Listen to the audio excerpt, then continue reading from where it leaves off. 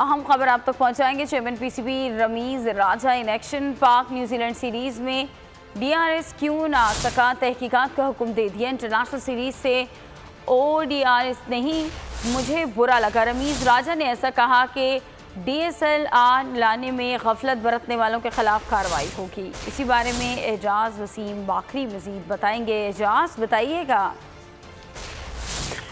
आप देखें, Pakistan cricket board के सरबराह रमीज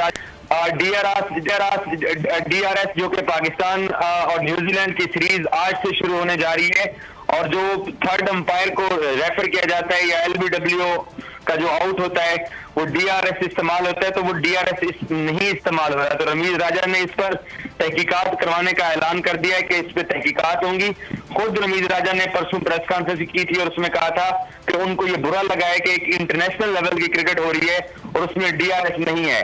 तो अब रमीज राजा इन एक्शन आ चुके हैं। संभालने के बाद सबसे पहले वो इतनी बड़ी जो कोताही हुई है, आज सीरीज का आगाज होने जा रहा है, लेकिन उस सीरीज के अंदर हम थर्ड अंपायर को रेफर करने का कोई ऑप्शन ही नहीं है।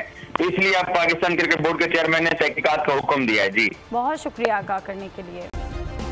सब्सक्राइब करें और बेल दबाएं ताकि कोई खबर रह न जाए।